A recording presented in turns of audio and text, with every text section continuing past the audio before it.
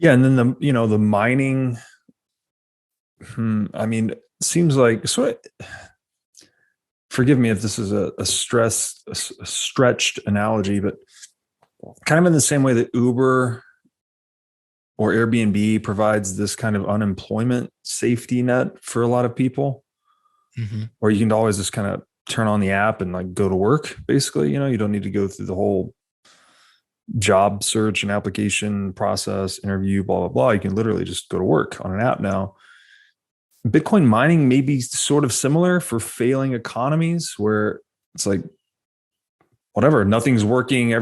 We don't have any good imports, exports, but surely we can produce some energy of some kind and enter Bitcoin mining. And I know it's not true everywhere evenly, but just in the event of this economic cataclysm in the wake of, frankly, central planning or statism, it seems like Bitcoin mining could be this kind of somewhat of a safety net in some regions to just get back to work, right? It's like if you can't do anything else, just go and set up a Bitcoin mining facility. Well, we haven't talked about Bitcoin mining yet. And I've been getting so into the economics of mining and the concept of mining recently. It has to be threaded into discussion. I'm glad you brought it up. Like what we're going to talk about, what we've talked about so far, and we're going to talk about over the rest of the series is the concept of convertibility and how depository institutions have broken their promise of convertibility time and time again throughout the 1,000 years of fiduciary media. Bitcoin has built into it a system of convertibility that is unbreakable. There is no rule that can break the convertibility rule of electrons for Bitcoin. It's not traditional convertibility where you have a note. And of course, gold has the same convertibility too. If you can exercise energy, if you can go and like take a walk in the desert, you can get gold. No one thinks about it, but it is true. You have the same mechanism for gold. So there is like a built-in convertibility system that is not traditional, that is always in force with Bitcoin. And I was staring at the halving epoch, a chart of the halving epoch. Just, go to, I'll give you a link. There's like a good table, and just stare at the chart of the halving rewards from now until the year 2139. Just like stare at it. In the year 2136, the block reward will be 1 sat. And in that halving epoch, which is 210,000 blocks, the halving reward will be 210,000 sats for the whole 4 years, plus transaction fees. And you look at the halving schedule from now until then, there's Bitcoin to be had. I know that like 90% of it is mine, but there's a lot of Bitcoin yet. And the more, if this idea that Bitcoin is like the one real estate, the one neighborhood that encompasses the value of all real estate on the planet, then there's a lot of value left to be gained. Especially if the circulating supply of Bitcoin is 3 to 4 million in total.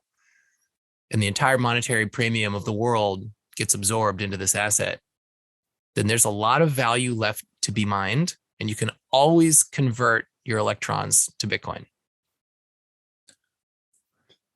Yeah, great way to put it. I've actually done the spreadsheet on that, and it's staggering. Actually, if you use the stock to flow ratio as your metric, I think it goes up by 1.1 million% or something through the end of the century. Like we cannot get our head around it, right? We cannot. No. And again, this goes back to that old quote that the greatest inability of humans, or the greatest shortcoming of humans, is our inability to comprehend the exponential function. And what we're dealing with in Bitcoin is an exponential decay function of new supply issuance. And we, like you said, what did you say? 1 sat was the... 1 sat per block is the block reward in the last halving era. I mean, the orders of magnitude separating, here and there is just, it's you can't get your head around it. I actually think we don't have the biological wiring to really get your head around it. You can do it, right? I've created the spreadsheet, stared at the chart, looked at the factors of change, but it's incredible to say the least. Yeah. I love your description of convertibility as a vote of no confidence. It's just saying the institution that was charged with handling monetary flows, if you ever lose faith in that institution for any reason, converting that contract, which was your banknote, for money, which was gold, that was your vote saying, I don't believe you guys anymore. I don't believe in the integrity of this institution. Give me my money, right? As if you translated this to modern hip hop speak, it might be like, fuck you, pay me, something like that. And, it's a broken contract, right? At the end of the day, it's a broken contract is all it is. So with Bitcoin, we get at least the equipment to build an institution with I'll say way less breakable contracts. You could damn near make them unbreakable if it's done properly. And I think the market would go that way. And again, back to the rules, like if we have, there's only really two ways to organize human beings, and it's by conflict or by contract. So if contracts can be broken, then we're going to end up having conflict over who gets to decide the exception to those contracts. But if contracts cannot be broken, as in the case of Bitcoin convertibility, then all we have to do is agree to the terms of the contract, the unbreakable contract, and get along peaceably. Yeah, I mean, money printing is a total violation of property rights. Exactly. It's a violation of all contracts. All contracts are in violation of each other in our current system. That is the reality. Yes.